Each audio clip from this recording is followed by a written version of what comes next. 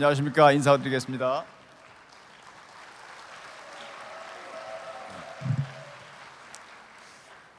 여러분 반갑습니다. 방금 소개해 주신 대로 저는 예비역 중장이고 사관학교 4년을 포함해서 39년 6개월이라고 하는 군 생활을 한 정말 뼛속까지 군인입니다. 그리고 전역한 후에는 국방부에서 3년간 고위공무원으로 근무를 했기 때문에 군인이고 공직자이기 때문에 제가 참 여러분들하고 얼마나 소통이 될지 그게 굉장히 두렵고 떨리는 마음이 있습니다. 항상 이런 자리에 오면은 제가 그런 마음이 드는데, 우선은 혹시라도 제 의의가 드러날까 하는 그런 두려움이 있고요. 또 하나는 방금 말씀드린 대로 그런 공직자, 군 생활을 했기 때문에 그 군에서 저와 함께 하신 하나님이 살아계신 하나님인데 과연 여러분들이 그 하나님을 어떻게 받아들이실까 하는 겁니다. 그러나 저는 확신을 하는 게 하나님은 한 분이시기 때문에 그동안 제 인생 가운데 군생활 가운데 함께 하신 그 하나님이 여러분 가정과 직장과 사업 체외에 함께 하신 살아계신 하나님이라는 확신이 있기 때문에 이 자리에 설 수가 있습니다. 맞죠? 네.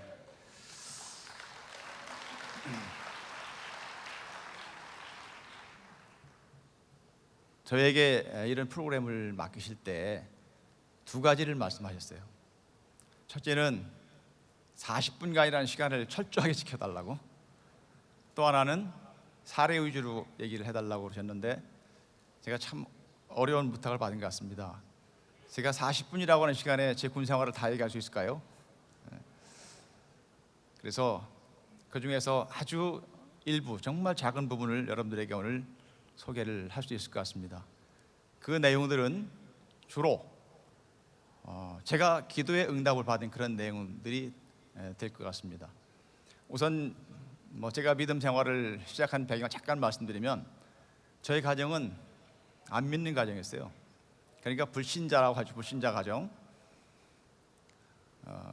사남 삼녀라고 하는 대가족 형제들이 많았는데 제가 6번째입니다. 근데 저희 가정에 예수 믿는 사람이 한 사람도 없었어요. 그런데 제가 고등학교 1학년 때 저희 바로 위에 있는 누님이 이화여대를 들어가면서 처음으로 예수님을 알게 됐고, 집에 와서 그 예수님을 정말 열심히 전하기 시작했어요. 근데 그것이 그 누님에게는 엄청난 핍박을 가져다 주는 계기가 됐습니다. 저희 어머니가 너무 싫어했거든요. 저희 어머니는 딱히 불교 신자라고 할 수도 없습니다. 다만 자녀들이 많으니까 옛날과 어머니 그대로 1년에 한 번 정도 절에 가서 자식들 잘 되라고 다른 사람 따라서 그냥 불공 드리는 그런 정도죠. 옛날 어머님들이 그런 분들이 많았을 것 같습니다. 그런데 딸이 예수 믿는 거는 굉장히 싫어하시더라고요. 그래서 정말 시간만 나면 그렇게 예뻤던 딸을 지금만 말하면 핍박을 하기 시작했습니다. 제가 옆에서 눈이 볼 때 너무 딱한 거예요. 근데 참 신기한 거는 제가 가장 사랑하고 제 바로 위에 있는 누님이니까 저는 형, 누나 셋, 제 밑에 남동생 하나 있는데 바로 저희 위에 있는 누님이니까 저 너무 가깝게 지내고 저를 사랑해 줬던 누님인데, 그때부터 누님이 미워지기 시작했습니다. 왜냐하면 어머니가 싫어하는 걸 하니까. 제가 하나님을 모르니까 당연하죠. 어린 마음에 부모의 마음을 아프게 하고 부모가 싫어하는 것을 하는 것은 효도가 아니라고 생각했기 때문에 그때부터 제가 누님을 핍박하기 시작했습니다. 근데 신기한 거는 그 누님이 5개월, 6개월이 지나도 조금도 변하지 않는 거예요. 그 하나님을 꾸준히 전하면서 그렇게 심한 핍박에도 흔들리지 않고 늘 사랑으로 감사함으로 이렇게 얘기를 하는 겁니다. 그래서 제가 어떤 생각을 하게 됐냐면, 참 신기하다. 도대체 기독교라고 하는 것이 무엇일까? 예수 믿는다는 것이 무엇일까? 저렇게 욕을 먹어가면서도 전해야 되는 예수는 도대체 뭘까? 누굴까? 한번 제가 연구를 해봐야 되겠다. 연구 대상이다. 이런 생각을 하게 됐죠. 그게 고등학교 1학년 말입니다. 아직 어린 나이지만 제가 그때부터 교회를 몰래 다니게 됐어요. 어머니한테 말씀드리면 야단 맞을 것이고 누님한테 얘기하면 자존심 상하는 거죠. 제가 그동안 핍박을 많이 했기 때문에. 그래서 아무도 모르게 몰래 교회를 갔습니다. 그리고 그때부터 목사님이 설교하시는 건 다 기록을 했어요. 학생 예배가 있죠, 당연히 주일날. 그 다음에 목사님 그 본 예배 대예배가 있죠, 수요 예배가 있죠. 그 다음에 토요일날 그 학생들 모임 또 있었어요. 학생 예배 4번을 가면서 전부 기록해서, 기록한 목적이 뭘까요? 연구를 해야 되니까. 근데 제가 아는 게 뭐가 있습니까? 연구라고 하는 것이, 목사님 설교하는 것이 제 마음에 안 들면 다 X 표시하는 거죠. 이건 말도 안 되는 소리야. 계속 X 표시해 나가는 게 제 습관이 됐어요. 근데 하나님께서는 참 신기하게도 그런 가운데서 제 마음을 변화시키신 것 같아요. 제가 그러길 한 3, 4개월이 지났는데 어느 날 갑자기 공부를 하는데 아까 봤던 성경이 뭐지? 자꾸 이렇게 그 성경책이 읽고 싶어지는 겁니다. 그때까지는 좀 X표 치고 했던 그 성경책이 그 다음에 굉장히 궁금해지는 거예요. 그래서 공부 빨리 하고 성경을 읽어야 되겠다. 누가 바꾸신 겁니까? 하나님이 바꾸신 거죠. 근데 그때는 제가 그것이 어떤 변화인지를 몰랐어요. 근데 그 이후로부터 제가 X표시 쳤던 것들이 믿어지기 시작하는 거예요. 하나씩 둘씩. 그래서 제가 자존심을 무릅쓰고 누님한테 이제 고백을 하게 됐습니다. 이제까지 이렇게 교회 다니면서 제가 그 부정에 부정을 하려고 했는데 신기하다, 이게 자꾸 믿어지기 시작한다. 그러니까 누님이 너무 기뻐했겠죠. 그래서 인근에 있는 교회에 저를 소개를 했습니다. 그때 정말 하나님께서 저를 택하신 것 같아요. 너무나 귀한 교사 선생님을 만나게 됐습니다. 저는 교사들이 얼마나 중요한가 하는 것을 그때부터 알고 있어요. 그 당시에 고려대학교 경영학과 4학년 학생이었는데 군대를 다녀와서 한 27살쯤 되는 좀 나이가 있는 학생이었어요. 그분이 저희 태도를 보니까 다른 학생들하고 다른 거예요. 너무나 열심히 하고 다 기록하니까. 그래서 신앙적인 대화를 많이 하게 됐습니다. 그리고 그분이 저에게 복음을 분명하게 전하게 됐죠. 그래서 그때 제가 고등학교 1학년 말에 예수님을 영접하게 됐습니다. 그분이 나중에 대기업에 취업했다가 한 4년쯤 다니다가 신학을 하게 됐습니다. 그래서 미국에 가서 목회를 하고 계세요. 그러니까 제가 하나님께서 얼마나 저를 택하시고 훈련시키시고 좋은 분을 만나게 하셨는가 하는 것을 알 수가 있죠. 그래서 저는 이렇게 생각을 합니다. 아무리 부족한 사람도, 아무리 부정하는 사람도 하나님께서 택하시면 방법이 없다. 그 하나님이 택하셔서 쓰시고자 하면 방법이 없다. 제가 오늘 이 자리에 서는 것도 정말 제가 부족하지만 하나님께서 다 가려주시고 저를 만들어 오셨기 때문에 설 수 있는 겁니다. 제가 그 다음부터 심각한 이제 인생 고민을 하기 시작했습니다. 자, 예수 믿는 것이 이렇게 좋구나, 이렇게 다른 인생을 살 수 있는 거구나. 그러면은 난 앞으로 어떻게 살아야지? 고등학교 1학년 말 2학년 초입니다. 너무 어린 나이죠. 심각하게 고민하고 기도하면서 뜻을 정하게 됐습니다. 저는 군대를 가기로 했어요. 군 복무하러. 왜 하필이면 군이냐? 왜 하필이면 육사냐? 여러분들 뭐 의문이 많으시겠지만 그 얘기를 다 드리자면 이제 시간이 많이 걸리니까 이거 생략하겠습니다. 제가 육사를 간다고 얘기하니까 집에서는 엄청나게 반대를 했어요. 그거 고생하는데 왜 가냐고. 어머님께서 너무 반대하셨어요. 그런데 군 복무하러에서 그 당시에는 군선교라는 이야기 대신 군 복무하라는 얘기를 굉장히 많이 썼죠. 최근에 이제 군선교라는 말을 쓰지만 군 복무하러에서 가기로 제가 작정을 했기 때문에, 마음의 결단을 내렸기 때문에 그 이야기를 아무도 할 수가 없었습니다. 누님에게 외에는.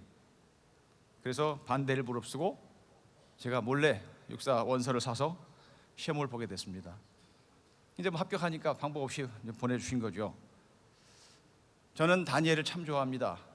오늘 여러분들 팜플렛에 다니엘서 1장 8절을 제가 기록했는데, 다니엘은 뜻을 정하여 왕의 음식과 그가 마시는 포도주로 자기를 더럽히지 아니하도록 하고 자기를 더럽히지 아니하도록 환관장에 구하니.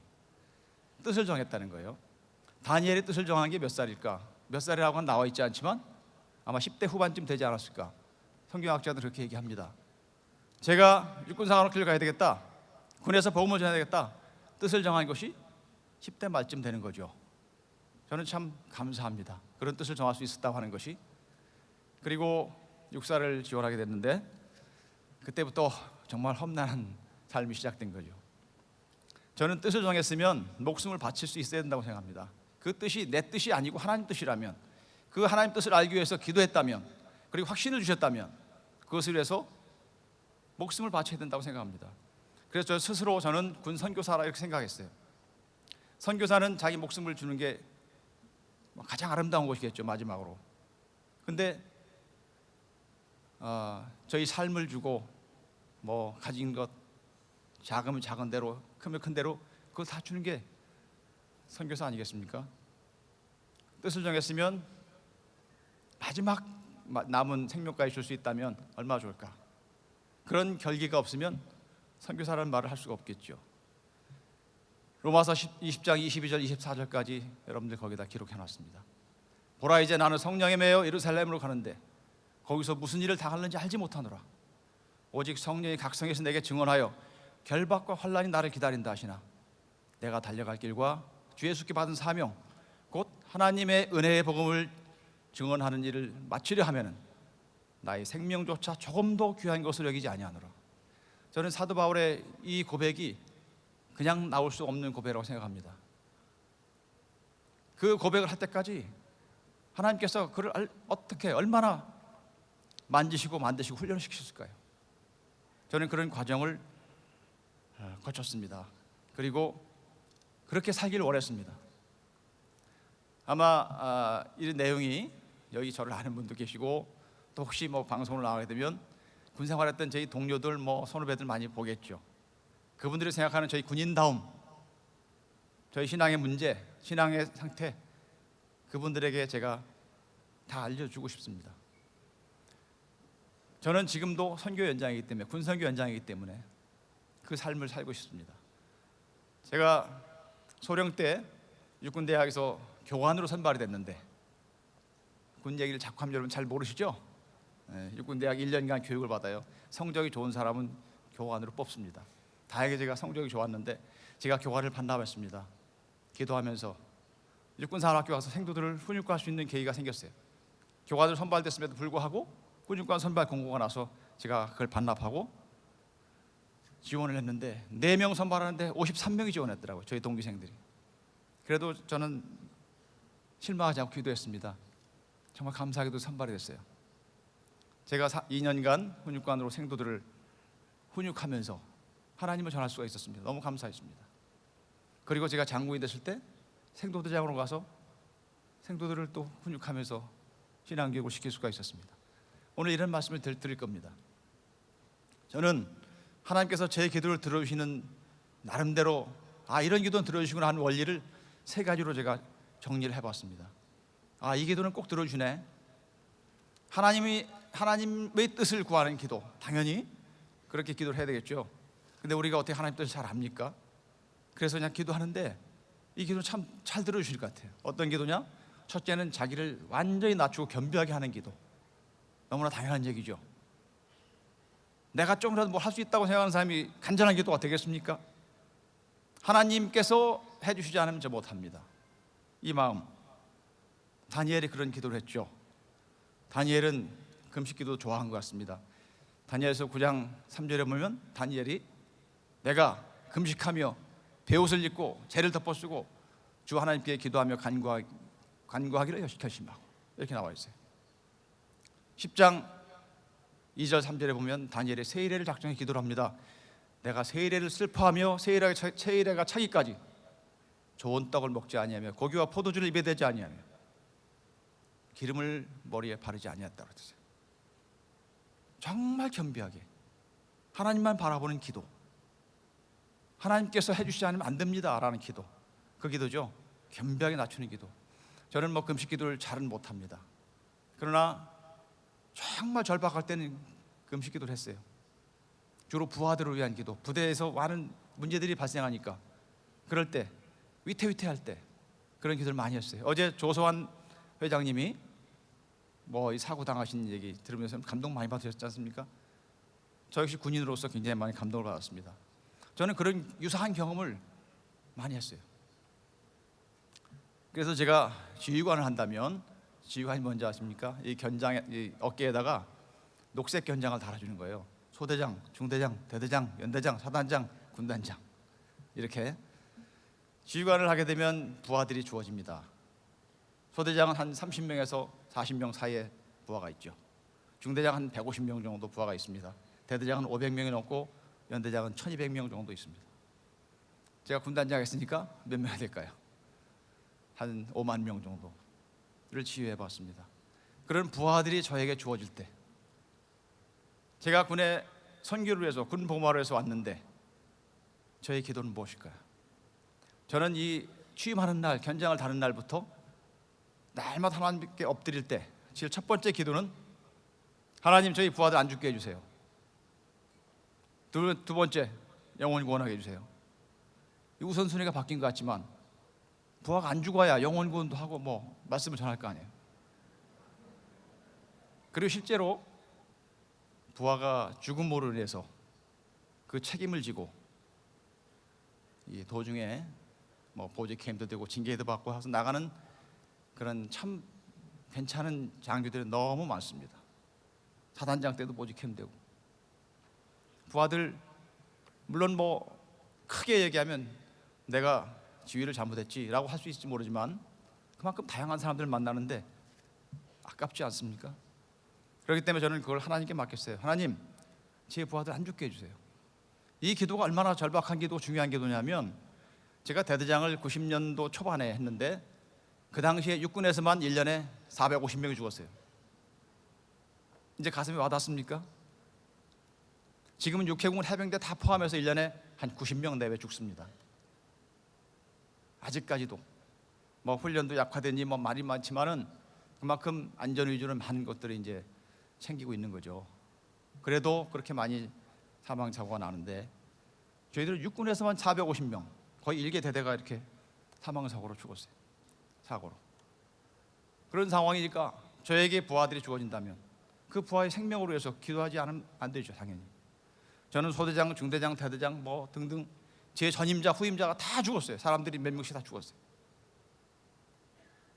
저는 소대장, 후임자, 초임제에 갔을 때 제 후배한테 인계를 했는데 1년 후배한테 본인이 죽었어요. 지뢰 밟아가지고.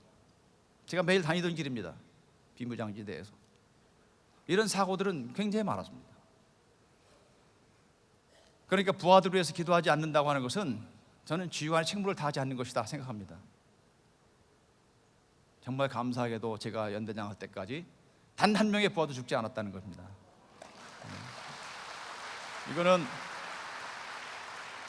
이거는 정말 하나님께 영광을 돌려야 될 박수고 사실이 그렇습니다. 다른 사람들은 우연이라고 생각할지 모르지만 저는 특이하게도 뭐 육사를 나온 사람들은 이렇게 보직을 막 빨리빨리 해야 되기 때문에 이렇게 두 번씩 하는 경우가 없어요. 근데 저는 소대장부터 연대장까지 다 전부 두 번씩 했습니다. 아주 특이한 경험이죠. 아마 육사 출신 장교로서는 참군이 되기가 처음일지도 모릅니다. 저는 그것이 하나님께 저에게 주신 기회라고 생각합니다. 많은 부하들을 사랑으로 지휘하고 복음을 전할 수 있는 기회. 반면에 그 사고로 인해서 제가 위기에 빠질 수도 있겠죠. 그런데 하나님께 맡겼습니다. 하멜상 2장 6절인가요? 하나님은 죽이기도 하시고 살리기도 하시는 분이라고 되어 있는데 저는 그 말을 믿습니다. 다른 부대에서는 뭐 차가 이렇게 옆으로 쓰러지기만 해도 죽는데 몇 바퀴 굴러도 안 죽더라고요. 정말입니다. 제가 지금 기도의 중요성을 말씀드리고 있는데 예를 하나 말씀드릴게요. 제가 연대장으로서 근무할 때 강원도 양구에서 한참 들어가는 GOP 연대장을 했습니다. 2002년도 3월 18일 날 제가 잊어버릴 수 없는 날이죠. 저녁 8시 좀 넘어서 대대장으로부터 전화를 받았습니다. 연대장님, 무장탈령이 생겼습니다. 그 순간 제 마음이 어땠을까요? 무장탈령, 이등병이 무장탈령을 했습니다.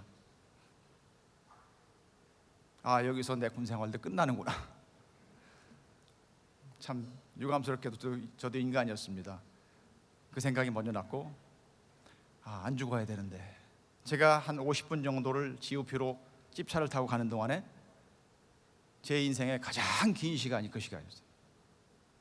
현장에 도착해서 제가 그 이등병을 설득해서 자수를 시키고 상황을 종료시켜야 된다고 생각했는데, 그 전에 무슨 문제가 터지면 안 되지 않습니까? 그 50분이라고 하는 시간은 제 인생의 가장 긴 시간이었어요. 그런데 그 시간에 아무것도 할 수가 없었어요. 제가 할 수 있는 게 뭐가 있겠습니까? 평상시 잘하는 기도. 저는 기도 외에는 할 수가 없었어요. 조용히 살려주세요. 근데 제가 현장에 도착했는데 어디 있나 물어보니까, 여러분들 비무장지대 GOP에 가면 이렇게 철조망들이 쫙 쳐져 있고 그 지뢰 표시가 되어 있습니다. 미확인 지뢰가 많기 때문에 그 안에 들어가 있다는 거예요. 거기 이등병이 수류탄 안전핀을, 여러분도 아세요? 안전핀 2개가 있는 거 다 뽑아가지고 잡고 있는 겁니다. 이걸 놓으면 이 손잡이가 툭 이렇게 튀겨나가면서 2, 3초 후에 터지는 거예요. 근데 안전핀을 2개를 다 뽑았어요. 이걸 잡고 있는 겁니다. 이걸 잡고 4, 50분 기다릴 수 있겠어요? 거기에 대대장, 중대장, 소대장, 중대행정보고관 4명이서 한 1, 2m 정도의 사이를 두고 대치하고 있는 거예요. 대대장이 설득하는 거죠. 야, 너 용서해 줄 테니까 수류탄 내놔라. 그 친구가 이등병인데 병장한테 많이 맞았어요. 병장은 처벌하고 넌 용서할 테니까 내놔라. 안 주는 겁니다. 제가 도착함과 동시에 거기를 들어가려고 철조망을 이렇게 들추는데 수류탄이 빵 터지는 거예요. 칠흑 같은 밤에 20m 밑에서 수류탄이 터졌습니다. 대대장 이름을 불렀어요. 야, 고정순! 고정순 중령입니다. 대답이 없어요. 제가 정신이 없이 굴러 내려가 봤더니 다행히 한 명도 안 죽었어요. 수류탄은 터졌는데 어떻게 한 명도 안 죽었을까? 그 대대장이 고민을 하기 시작한 겁니다. 조금 있으면 연대장이 도착할 텐데, 내가 그 전에 상황을 끝내야 할 텐데. 대대장은 결혼해서 아이들도 있고 이미 40이 넘었고, 내가 저거를 조치를 하다가 잘못되면 내가 죽을 수 있는데, 그럼 내 아내는 어떻게 되지? 내 아이는 어떻게 되지? 수많은 고민을 하면서 그래도 군인답게 내가 끝내자, 이렇게 생각을 하고, 제가 마침 도착한 그 시간에 갑자기 그 병사를 밀친 거예요. 한 2m 정도 떨어졌는데 약간 그 병사 밑에 있었고 앉아서 이렇게 대화를 하던데 그냥 앞으로 밀친 겁니다. 확률이 얼마나 될까요? 깜깜한 밤이라 이렇게 후라시불을 켜면서 서로가 얼굴을 확인하는 그런 상황이었는데, 그 대대장이 병사를 밀칠 때 수류탄이 그 병사가 뒤로 넘어가면서 놓치게 되고 굴러 내려가면 터진 거예요. 그걸 그냥 안고 터졌으면 어떻게 됐을까요? 대대장, 중대장, 소대장, 연대장, 그 병사가 한 자리에 다 죽었겠죠.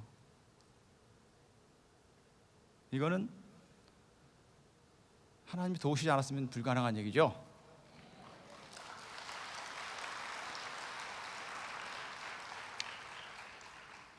그날 기가 막힌 일들이 있었습니다. 그 병사가 병장과 함께 근무를 투입했는데 많이 맞았어요, 이등병이. 근데 잠깐 이렇게 한눈 파는 사이에 그 이등병이 병장을 죽이려고 자기 총을 가지고 촥 하고 장전을 하고 방아쇠를 당겼습니다. 근데 총알이 안 나가는 거예요. 남자분들은 뭐 군대 갔다 오시면 아시겠지만, 이 약실이라고 하는 곳에 이 실탄이 정확하게 수직으로 꽂혀야 장전이 돼가지고 방아쇠 당기면 탁 나가는 거거든요. 근데 가끔, 글쎄요, 확률적으로 한 10,000분의 1쯤 될까요? 이게 이 탄창에서 올라올 때 약간 사선으로 올라와서 다 안 들어가고 한 90% 들어가면 딱 걸립니다. 이게 그런 현상이 딱 발생한 거예요. 그러니까 이등병이니까 당황하지 않습니까? 이런 능력 경험이 없으니까. 그러니까 어쩔 줄 모르고 있으니까 그 병장이, 야, 너 나 죽이려고 그랬어? 죽여봐.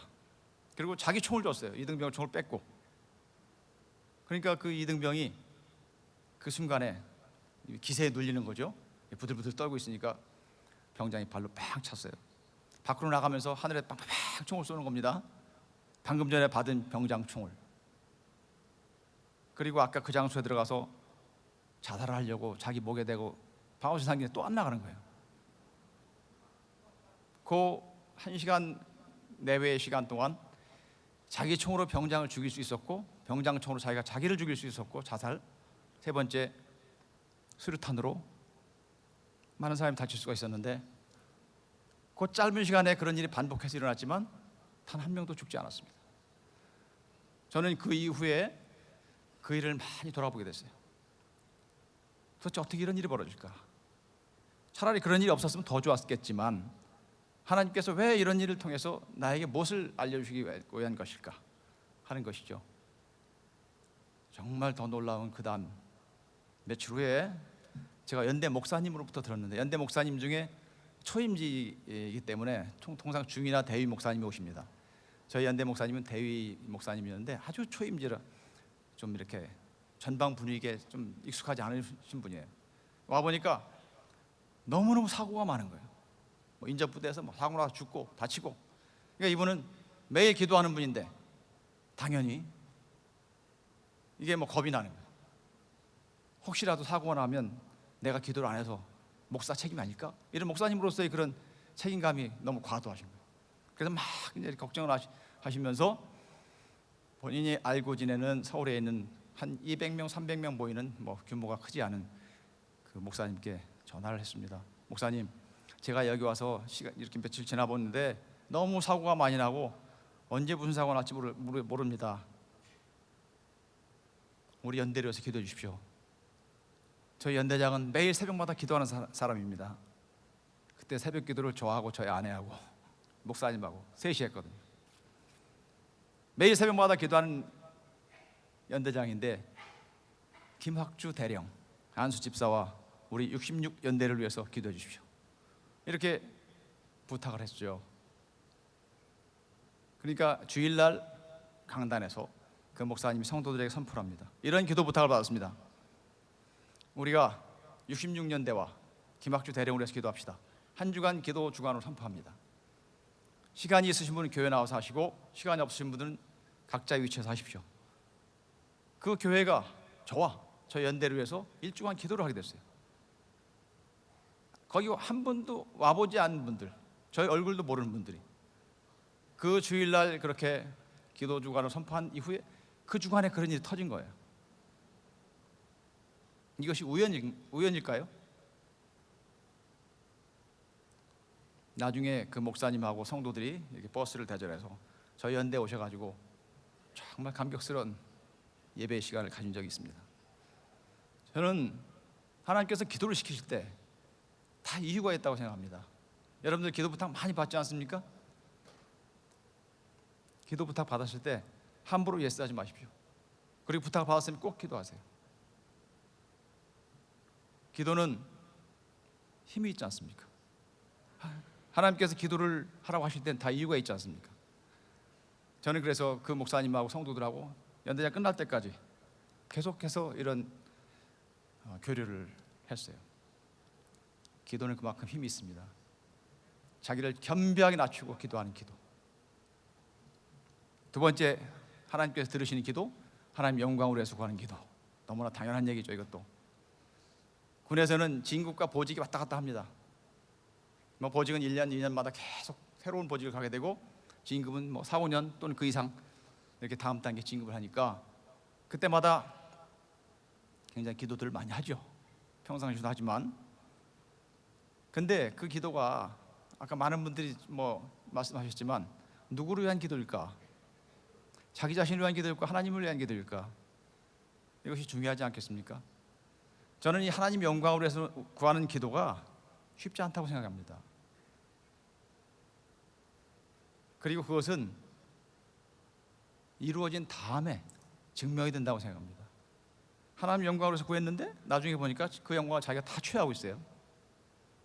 그럼 그 기도는 그 사람에게 재앙이죠, 재앙. 하나님이 왜 쓰라고 했는데. 이것도 제가 한번 말씀을 드려보겠습니다. 제가 뭐 그렇게 많은 우여곡절 끝에 이제 대령기급장을 달고 마지막 보직을 받게 됐어요. 이제 오래 근무 잘하면 장군도 될 수 있는 그런 보직을 가게 됐습니다. 그게 군사령부라고 하는 사성 장군이 지휘하는 부대의 이제 과장으로 어떤 임무를 받게 됐는데, 그 해 그 군사령관님께 제가 업무적으로 잘 이렇게 어필이 돼서 정말 인정받으면 그분이 진급 심사할 때 이 장교는 진급 꼭 돼야 됩니다 하고 이렇게 번호를 매겨서 보냅니다. 육군본부에 순위를 매겨서 보내는 거예요. 1번, 2번 쫙 한 50명이 대령들이 근무하는데, 거기서 제가 마지막 평가를 잘 받아야 되겠죠. 근데 그분을 만나서 첫 보직해서 첫 대면 결제를 하게 됐어요. 결제판을 들고 갔습니다. 제가 20분간을 보고를 들고 설명을 해도 이분이 사인을 안 해주는 거예요. 제가 아주 당황하기 시작했습니다. 첫 만남인데 그분하고 1년을 같이 근무해서 너 참 훌륭하다, 너 아주 그 근무 잘한다, 이렇게 평가를 받아도 될까 말까인데, 제가 그때부터 막 식은땀이 나기 시작했어요. 20분이라는 시간이 얼마나 깁니까? 그 자리에 서서 얘기해도 그분이 언짢은 하는 거예요. 저 마음에 안 든다는 거죠. 저는 최선을 다해서 보고 했는데 저분이 왜 이해를 못 하실까? 이런 것이고요. 근데 그때 제 눈에 뭐가 들어왔냐면, 군사령관님 책상 위에 있는 명패, 정말 큰 명패가 있다. 대장 누구, 그 명패 양쪽에 용 2마리가 아주 크게 있더라고요. 저는 용이라고 하는 것에 대해서 뭐 사탄의 상징이니 하는 얘기들 하지만 그렇게 생각해 본 적이 없어요, 심각하게. 근데 그 순간만큼은 너무 크게 들어왔어요. 20분이라는 시간 제가 헤매면서 진땀을 흘리면서 그게 그 순간에 딱 눈에 들어오면서 하나님께서 야, 너 이거 영적 싸움이야 하고 분명히 알려주셨어요. 그 군사령관과 첫 대면에서 영적 싸움이라는 거 저에게 알려주셨어요. 너 대장계급장 의지하지 마, 진급도 하나님이 시키시는 거야 하는 것을 저에게 강하게 알려주셨어요. 그래서 제가 그 다음부터는 결제하러 갈 때마다 결제판에 손을 얹고 기도합니다. 하나님, 군사령관이 기분 좋게 탁 사인하게 해주세요. 참 어린애 같은 기도지만 한 번도 안 빼놓고 기도를 했습니다. 제가 나중에 진급하고 어떤 책을 보게 됐어요. 여러분 다 아시는 김하중 대사께서 쓴 하나님의 대사라고 책이 여러 가지 있는데, 그 1권에 똑같은 얘기가 나오더라고요. 그분이 청와대 수석비서관으로 근무할 때 늘 대통령 앞에 갈 때 결제판에 손을 얹고 기도하고 왔는데, 어느 날 갑자기 그냥 들어간 거예요. 막 바빠가지고 대통령 앞에 딱 섰는데 내가 기도를 안 했네. 대통령께 말씀드립니다. 대통령, 제가 뭐 잊어버린 게 있으면 잠깐 나갔다 오겠습니다 하고 문 밖에 나가서 기도하고 들어갔다고 하는 고백이 나와요. 저는 그 책의 내용을 읽으면서 그 마음이 어떻겠는가 저는 충분히 짐작이 가고 남았어요. 제가 경험한 것이기 때문에. 늘 그렇게 기도를 하면서 새벽마다 하나님께 기도하는 거예요. 우리 군사령관님 구원해달라고, 그리고 그분이 저를 참 사랑하게 해달라고, 저를 높이 평가하게 해달라고. 왜냐하면 군사령관님이 모든 권한을 갖고 있으니까. 저는 너무 바쁜 생활이었기 때문에 할 일이 쌓여도 다음날 일을 안 할 수가 없어서 오늘 12시 이거 접자 하면 빨리 나가는 게 12시예요. 밤 12시. 그러면 집에까지 막 달려가서 뭐 간단히 씻고 12시 반 넘어 자야죠. 새벽 4시 반이면 항상 일어났습니다.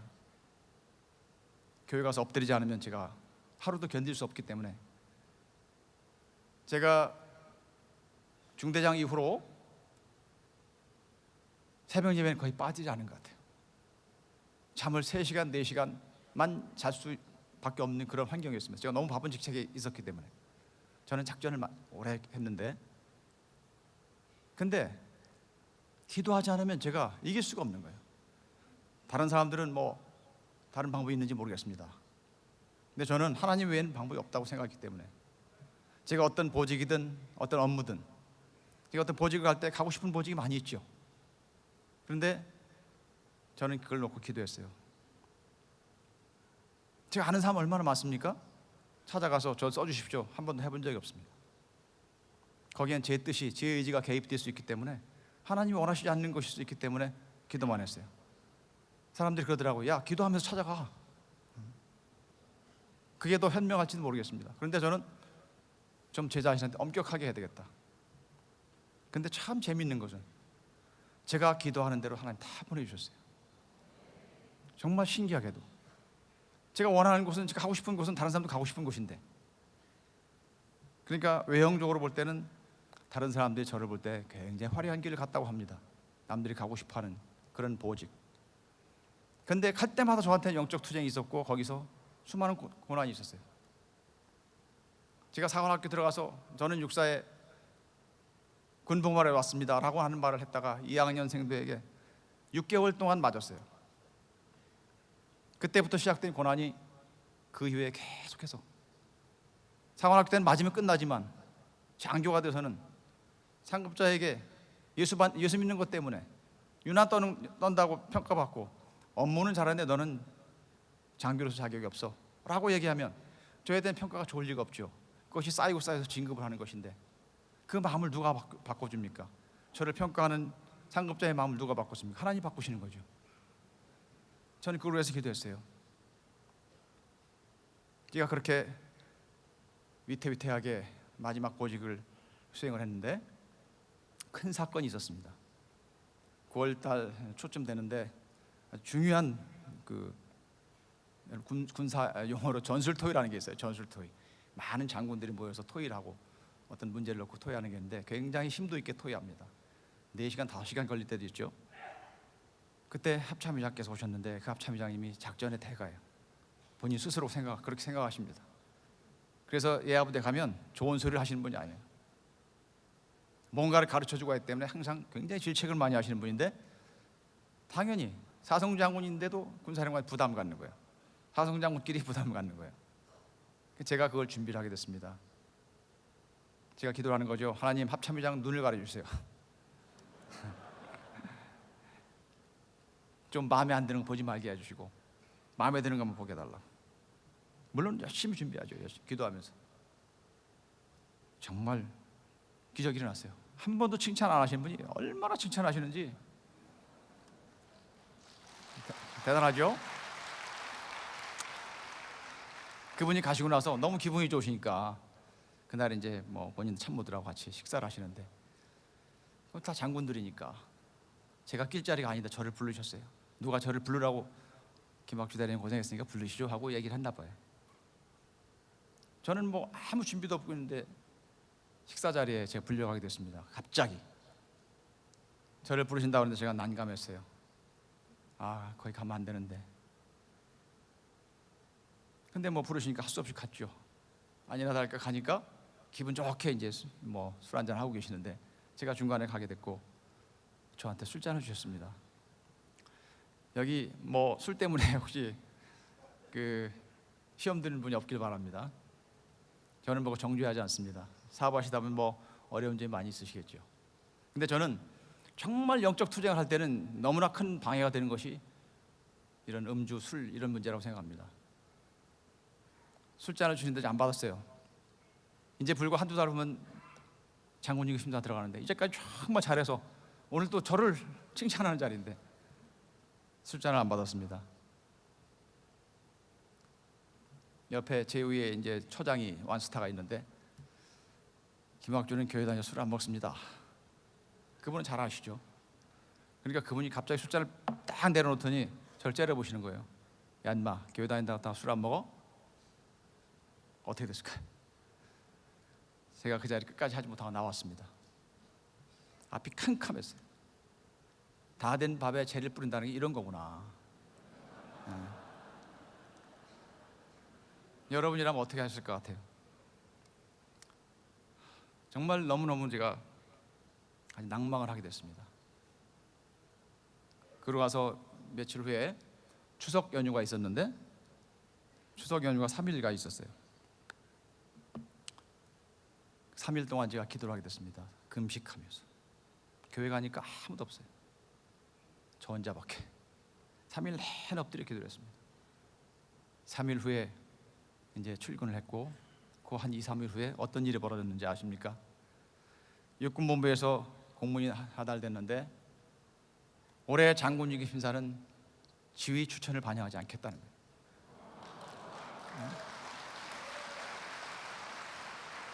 이거는 있을 수가 없는 얘기입니다. 왜냐하면 창군일에 지금까지 그런 적이 없으니까.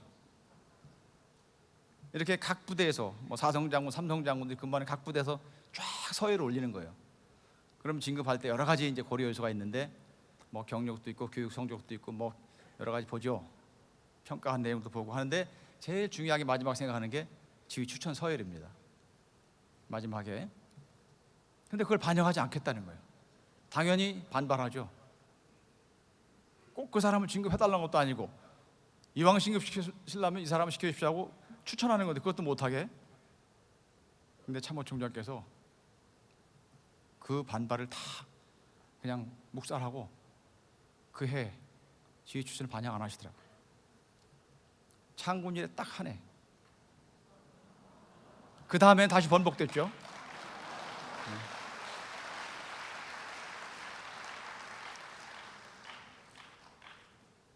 그래서 제가 진급했습니다.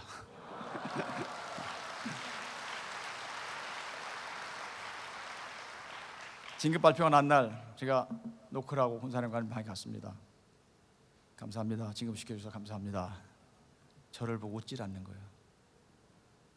저는 소위가 중일 진급해도 지 부하들 허가하면서 야, 너 축하한다고 이거 차 한잔 하자 그랬는데 앉아서 차 한잔 하는 말을 안 하더라고요.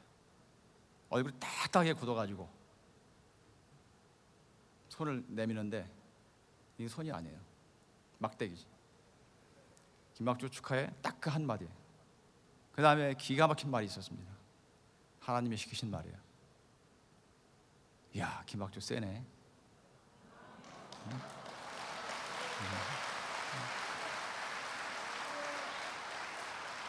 사성장군이 대령한테 할 수 있는 말이 아니죠. 그분 생각은 제가 참모총장이나 장관이나 이런 사람 쫓아다녔다고 생각하는지 모르겠습니다. 제가 그때 직감적으로 이건 하나님 시키는 말이라는 걸 알았어요. 당연하지. 어떻게 사성장군 계급 하나님하고 비교나.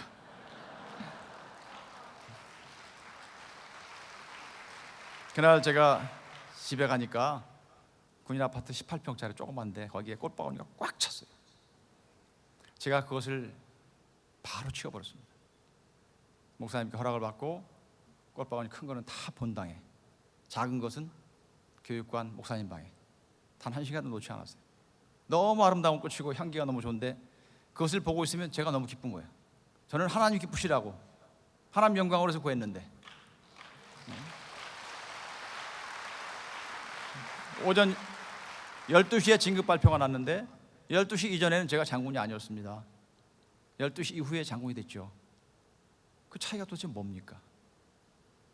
저는 아닐 수도 있었고 지금 했다는 거 사실 외에는 바뀐 게 없는데 왜 그 영광을 기쁨을 제가 다 차지하고 있을까?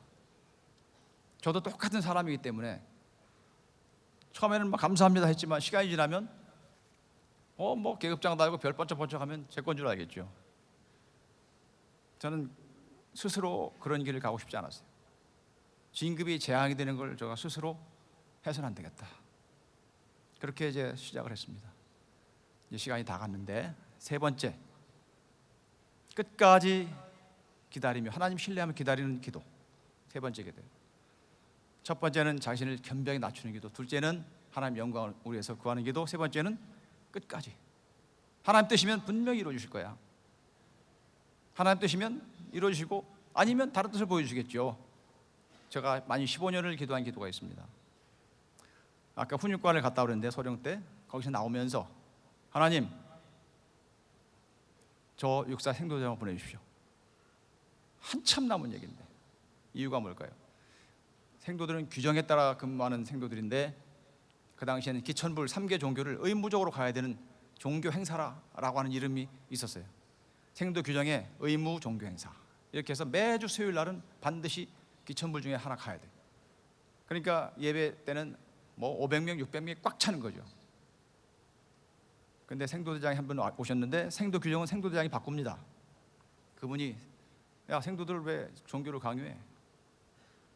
의무로 하지 말고 자율로 해. 의무를 자율로 딱 단어 하나를 바꿨어요. 굉장히 좋은 말이죠, 사실은. 굉장히 좋은 말입니다. 근데 그 규정을 바꾸고 바로 다음 주 수요일 날 생도들이 20-30명밖에 없는 거예요. 500-600명이 꽉 차던 예배당이 20-30명. 정말 심각한 위기의식을 내가 갖게 됐습니다. 그 변화없는 거예요. 왜냐하면 생도 생활을 돌아보면 금방 이해가 가는 게, 이거 다 말씀드리면 시간이 많이 가니까, 생도들은 너무 바쁜 생활을 해요. 막 성적이 나쁜, 요즘에는 뭐 퇴교를 안 시키고 이렇게 보강을 하는데, 옛날에는 뭐 가차없이 퇴교, 6개월에 한 번씩 다 성적 상전해서 다 퇴교시켜버렸어요. 엄청나게 많은 사람이 퇴교합니다. 그러니까 생도들이 뭐 퇴교도 퇴교지만 또 동기생들하고 경쟁도 많이 하니까, 다른 사람들은 공부하고 있는데 그 1시간 동안을 예배당에 갈 수 있는 사람은 정말 신앙이 좋은 사람 아니면 힘들겠죠. 그건 뭐 충분히 이해가 가는 얘기인데, 제가 글쎄 그 보직을 마치고 나오면서 야, 이건 안 되겠다. 믿음은 들음에서 나온다고 그랬는데, 생도들이 말씀을 듣고 신앙을 배워야 하는데, 여러분, 군선교라고 하는 것은 투트랙입니다. 의무복무를 하러 들어오는 그 사병들을 우리가 잘 훈련시키는 게 하나 있겠고요. 두 번째는, 그건 뭐 목사님들도 담당해야 되는데, 두 번째는 장교들, 저처럼 장교의 길을 가는 사람들, 좋은 신앙으로 사랑으로 부대를 지휘하는 지휘관이 있다면 그 부하들 얼마나 행복하겠습니까? 그런 사람들을 만들어야죠. 제가 그동안 쭉 지휘관을 하면서 많은 부하들을 하나님 앞으로 인도하는 그 과정들이 제가 쭉 생각이 나는데,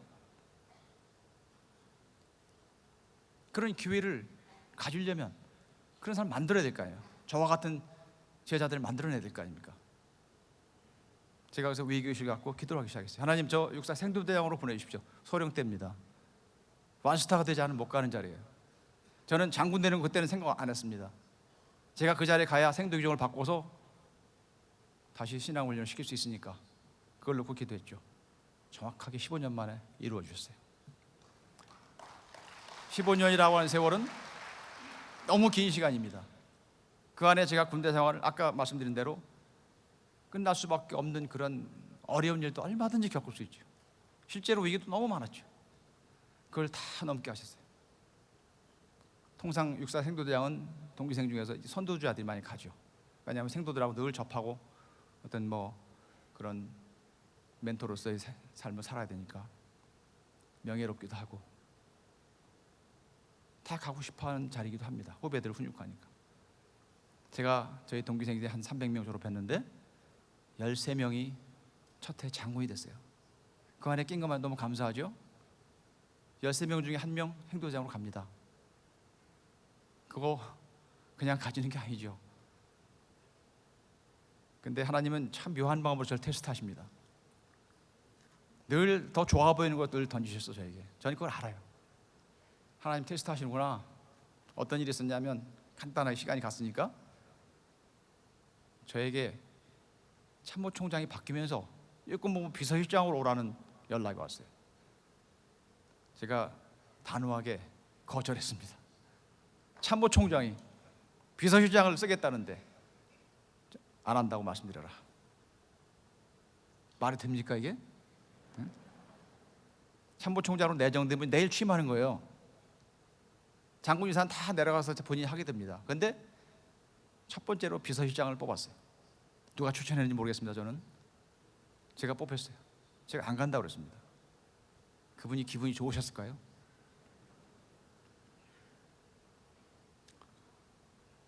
이 얘기를 하면 시간이 너무 많이 가니까 여기를 하겠습니다.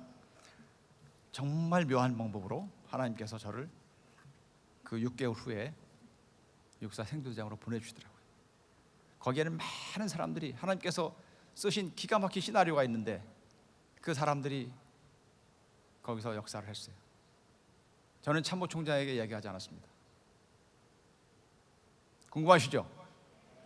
네, 이거는 제가 약속한 시간이 있기 때문에 다 못할 것 같고요. 하여간 세 가지 기도 제가 발견한 건데, 그 하나님은 너무나 짧은 시간에 말씀드렸지만 늘 살아계셨어요. 제 기도를 늘 들으셨고 하나님 영광으로 해서 자신을 낮추면서 기도할 때 들어주셨어요. 잠깐 기도할까요? 살아계신 하나님 감사합니다. 제가 경험케 하시고 저와 함께 하시던 하나님께서 여기에 있는 많은 분들, 기업체, 가정에 살아서 함께 역사하시는 그 하나님인 줄 믿사오니 저희 모두가 그 살아계신 하나님을 신뢰하며 끝까지 기도, 하나님 나라를 더욱더 빛내드릴 수 있는 저희 삶이 되도록 인도하여 주시옵소서. 예수 그리스도 이름으로 감사하며 기도합니다. 아멘.